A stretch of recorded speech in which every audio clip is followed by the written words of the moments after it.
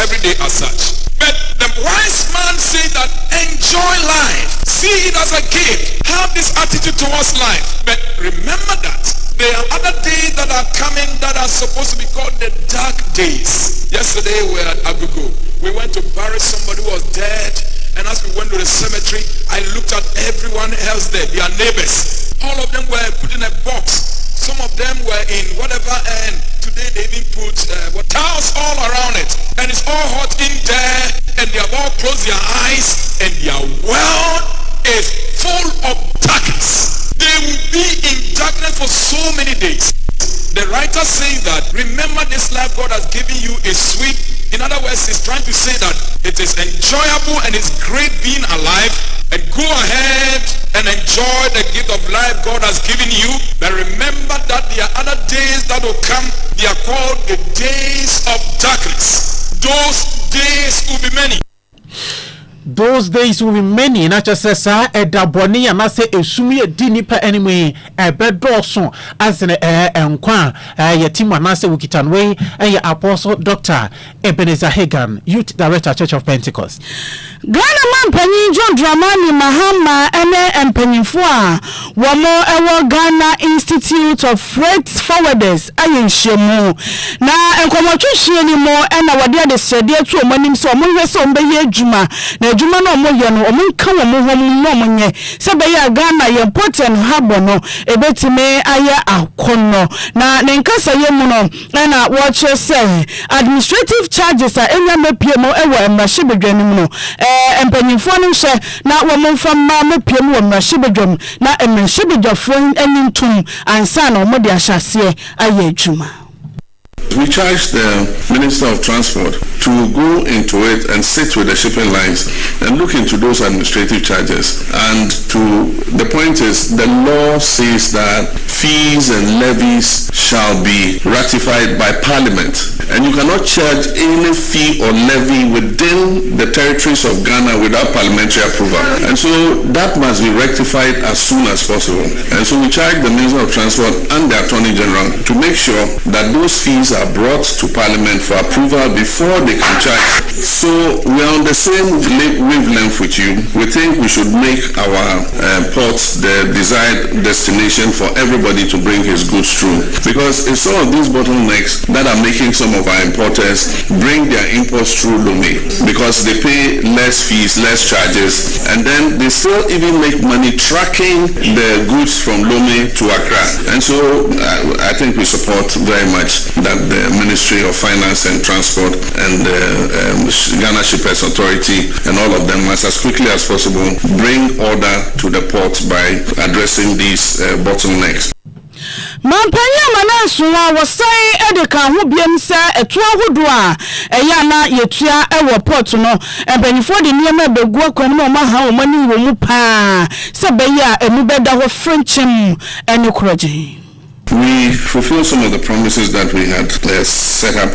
in terms of removing some of what was described as nuisance taxes, including the e-levy and all the other ones. We are looking at streamlining the value-added taxes, and so currently a study is being done, and we want to remove the confusion in all the taxes. Some people are rated at a certain 3%, others are 5% or 7%, others are 21%. We think that VAT taxes should be transparent and easy to calculate and easy to pay. And so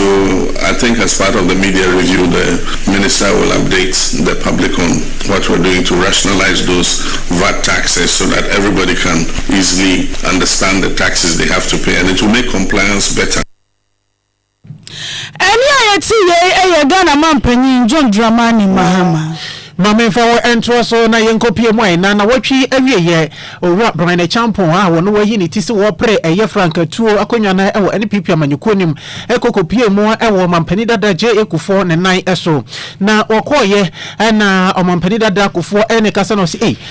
na sise kra de minim ade menye MPP ni ba biema na se menye MPP ni biema na enka ye ka olumamba akopa waka o party mo na se obi a wa ba kokra enka ye mia na so memma kokra sanko duru baabi a esebio ye mama aduane di kura mesi me nidi ye ma dwe de eye adwuma pa nanso ene party ni ye sigina ye bia na se bibini a ye mama ne mekura minim no kwasem baabi a akwaduru no minim se se ye party fo anase ye ya manyosem die eduru baabi a apre bebam na ntitwitwa bebam wantwi bebam nanso baabi a party ne kɔ no kwasem enye anika aden party wa kokwa bi omu enu ani misesi anazo mu fansa da brema masa to the pense akokwa afi aduane hyɛ no kɔ ase minidi nya no that stage until at least ya mama tibi ma te ba comprise mu ya ne bi nam say nya godo no na menya party ni bi until ka me to ni mi hwem so Ghana political party political history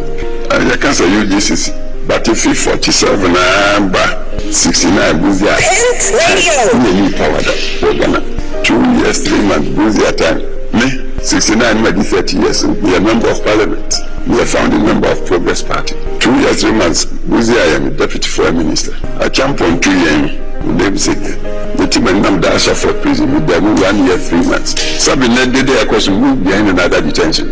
but no one did build here from 72 January, I jump from 2 years side, the tradition. They are more power pure adapted till 2001. Me am a queen of department. Pent Radio. Ghana, you see. Anyway, then the baby say, a young a prepare room. Na baby say, Bokona Yamiada or Mamituana, your bag no me cry. Mentia interesting. Mentiasie kanema mpani je ekofo emfie adwotwe ensia na wanya wacho ne opani ba ko pe nka wo ge ko pani pade a MPP wona aka adan onye party ni ba bi mana Zomo. Ye tuwasem no so na ye de amamo a. Mentima wosi a ama no homene so ewo boko enua no. Ena nam so ama defense minister Dr. Edward Omane Buama akọ ni Facebook page na akọ tro ensem bi de agu ho. Na ensem a watwe de nyira ne se enipa ewo boko anase mpanyimfo a wo mo ewo boko enhye na asumdwe mfa ne tampa. Enfra ewo ho wose aban e de eniema egu akwan mu na de nam so ema sa wo yini na ema na homene so ni nyina no mahwehwe makosi ase na wo mape asem no na puma si bre etem wo de tudwa eneda ya na dwo ya ewo ni Facebook page wose adwobre o brebre ama ne aba no brebre so wo yi eya na ama abato enti mpanyimfo ne omanfo wo boko wosere se adaworo ma eni diem eni ahobrase kwan so moma totin anase moma asumdwe emfa ne ntampa emfra ewo ho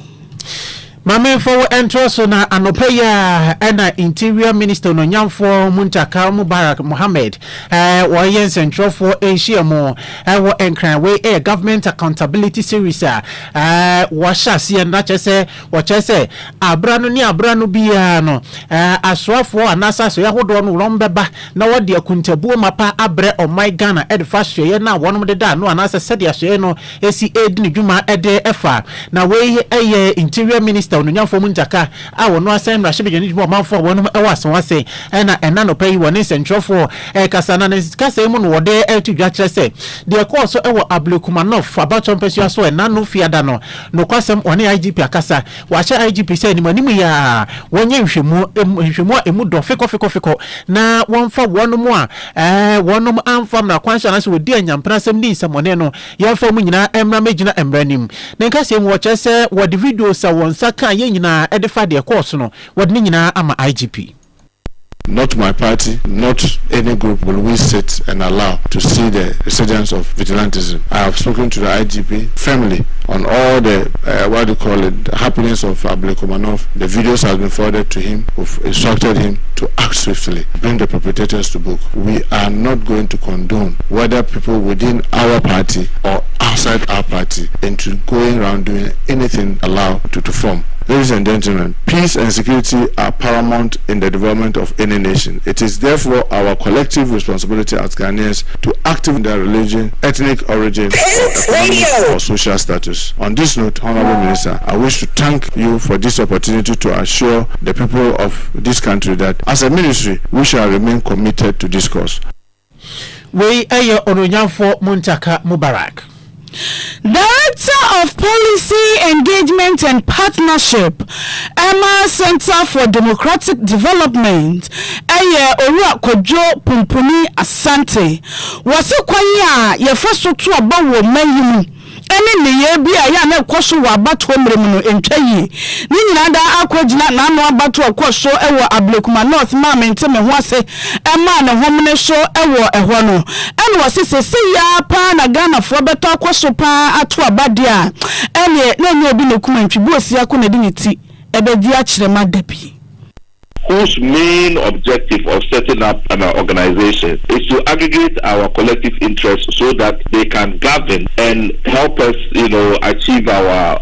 collective welfare and progress and stability in this country. I've been extremely disappointed with some of the statements. It seems like we don't learn anything at all in this country. In just recent months, we've seen the police basically stand aside while people have been maimed and beaten and so on. They literally just look on when this is happening. So is the police telling us that they can't be independent, they cannot do their job, and therefore, something else has to be done? Already people say, the police are not capable, we should bring the army and all of that. What message do they send when they do the things that they are doing? So there has to be a bigger inquiry into this, and that's why we have asked that the police council that oversees the IGP or the police service and advises the president has to have an inquiry on this. It happened in the 2024 elections, in the transition. We are seeing it again. If citizens believe that they cannot be protected by the police during elections, then you are just asking for disaster. We are just one election away from complete instability. Na eno chino ena Owura Kojo Pumpuni sade kan biem se kwanya posifo se ekoba ne ho ekoba samenti me ho asibi ema ne ho me so ewo babia na wo mo ne wo mo efa so engage ni nkoyi kura posifo no ya no mama timemufo no afo mo so wose we kofa ba nyina ejina amanyosem a yedi ewura aposifo adwuma ne ne mo kwan enwo mo nyo mo adwuma ne se de se na efata. Well, I mean, we've always been told by the police that political interference, they feel that if they take action, particularly against political actors, that they will suffer consequences. So, in many instances during election policing, they actually will not do what any police officer who sees violence, who sees people trying to perpetrate violence will do. Now, if that is what they are saying, then we have to ask those who are in charge of the police that are they interfering with the police's duty? Because if they are not interfering, then there's no reason why the police should be doing what they are doing. But we are now seeing persistently the police just say, hey, I'm not going to get involved, and after the fact, there's also no prosecution, people are not apprehended, people are not dealt with. And that is a very serious situation because we rely on the police to give us security. As if, people are living in a different world. So what we are saying is that there is something fundamentally wrong with the way either the police feel intimidated, that they can't do their work. Then the president who appoints the IGP, the police council that oversees control and direction, have to give us answers. Are they the ones instructing the police to do this? Owura Kojo Pumpuni Asante, Director of Policy Engagement and Partnership, Emma Center for Democratic Development. Mamen for entwa so na yemura NPP amanyuko no wono akache ene anope ya MPP amanyuko no so aye ensentrofo nhyiemu na ensentrofo nhyiemu a won maye no ne nyina eye wonom annual delegate conference a won ahyehya watche se memene da ye edi animu yi kuta nsabo me ne da toso edu enkro wonom bekwa kwahyiemu ewo University of Ghana school park wonom na wonom aye na Owura Richard Ahiagba a ene wono aye Director of Communication ma NPP amanyuko no wono ene gina amanyuko no nim epa eho entuma che se ene assemti a eda wonom conference a wonom ba bekọ iso rebuilding together with our values na wasi we eho hia pa esan se yeto aba ewie afia etwa mu a wonom di ntwu no we ene enhyamu edikan kra wonom bekọ akọhyiemu a eyam ekuo manyina bekọ akọhyiemu na wonom adwendwe amanyuko no ne kanko eho Mimi ba be ye sa amendment wo dima na wo hwa edwumakɛseɛ paa na ɛyɛ mu ɛna saa conference wei nso so ɛyɛ conference a ɛdi mu paa kyerɛ sɛ yɛwie 2024 election no and wei ɛdi kan na party no nyinaa yɛka bɔ mu adwene party no ɛda akye ho na yɛdi saa edwumakɛseɛ wei eti the theme no ɛne sɛ rebuilding together with our values. Which way values for all the principles at all, which way the ethics at all, the Tresse MPP. Say, ye book come age, and I'm here, choir, a sound who try to and Mark Ghana, accepting MPP president. Now, who can't MPP a Ghana for you say a party? Who can't MPP a Ghana for if it is a party way, and the way to me about Ghana. About making sure that some values way they do kind, some values way they some values way, and they making sure that our now a party to happy as so be no be as I say yes, MPP yes, party. Obi abehu MPP say aye sonko aye fefefe we eyura Richard Ahiagba wono director of communication at NPP Mampayi John Dramani Mahama at the whistleblower reward plan aba wono mu a womoton efuma gudia emfa mrakwan so no na ewu se obi yesa na waba bebo amane na nipakro yakwache no etisi achi na sika ye benya no na gold no emu nchemu edu na ye de abo aba so se waye oman bapa adwuma na sanse mo ebetu odwane Save Ghana movement panina wadano Robert Anziansa wadana no atunu bia wo chemchese sansem na mampani kan ye no ne nya adwene kwan bi so eni sen se wo yo oman ba papa na niema ekwochew ewo man mu na de wani hu na akobo amane a entina se enye se ye beba be ma sika bi ansa na wakwa akoye so oman Ghana hu puntuo ehia wa eni kwan se wogi bibi ansa na waye bibi Yankasa as Oman. They achieve it. You have the age between the one born up to 18 years as Oman. And she said, Ben, from 18 to 30 years, from 30 to 60 years now, you are the call retirement age. And she said, Ben, and Oman, I am a Sankopono. In Ghana, from Emora, you independent,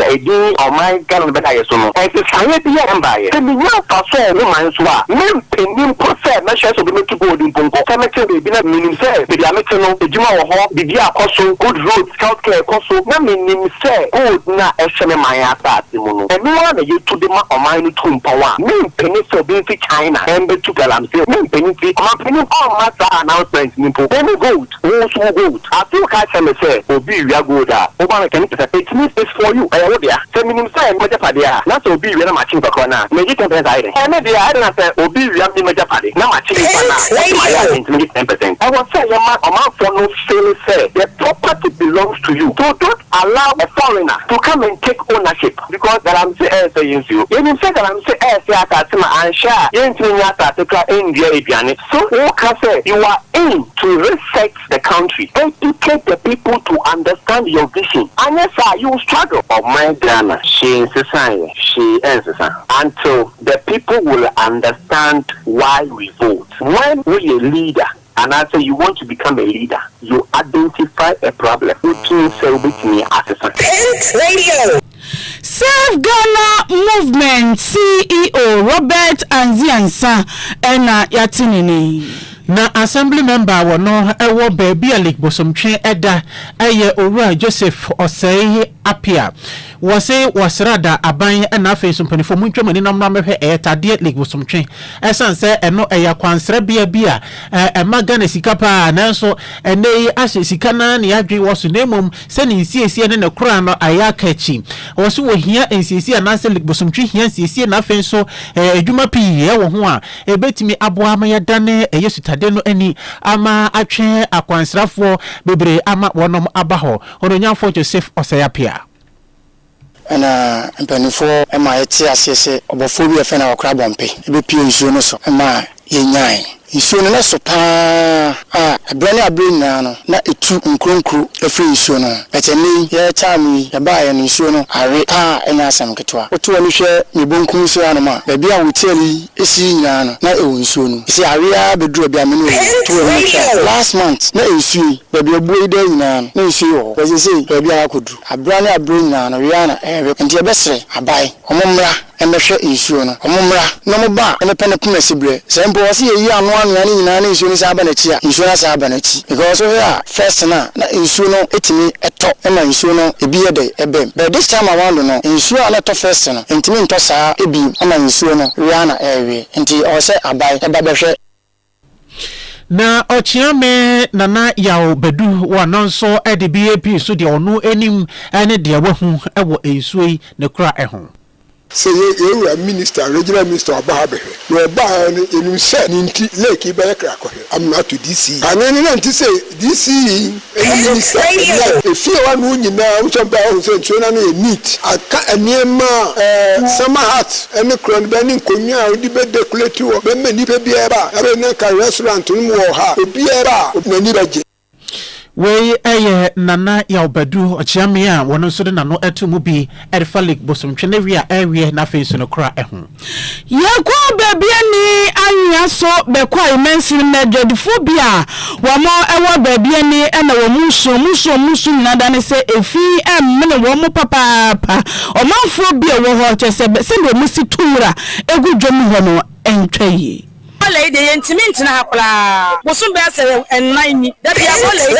Yentimin Yashe, Agubola na Manadru container, and Timina Quamponima Gram, Aquayimiama, what he has say, toilet warm, Bibia, more warm with the betutum, and Tiatia Pampine Kwan, Yafamu has say, Nipanina, not the Abetua, Mosumetiano, again a man say I'm a human alcohol, if you send a palobede, Abetianino. They say, Habe, could be a trouble and Russia, and a ball and Abata quota. Eti container nanka so mu free ankasa enfa nko wulem baby kura ye ka se be pete be kotinasi ye ka chele se be bibia wo wiasi adekwana na elira ye kuma no eni bola no kekele ese ni se wo beti ma radio Wei ajadufo bi omuwa babia ni anya so bekwai adeshe mamefo wo emunwo ni enkwama no ne ensem soe na another year twen so mampani Donald Trump America mampani obaba beka bibi na bibi a obaba beka na eya akode a wode koma Ukraine ese wonom enfa enkontia eye Russia anaye omampani Donald Trump wo bo eye Russia mampani owura Putin trene se wanyai atopa ye na wo to the Ukraine so na wo ba bombe na hinkro eye Moscow obi nim se na eye owura Putin bufu ye de a ene se kra de ano ayeden se no officially da abonten ese North Korea so be o manya wono ema Russia akonde pa anya akode nkode asrafo nyina ema no de boa entokwa ekoso ewo Ukraine na eno mampani Donald Trump echa media wono so akonde a anu oden no obetabiri ni nyina na ode akoma NATO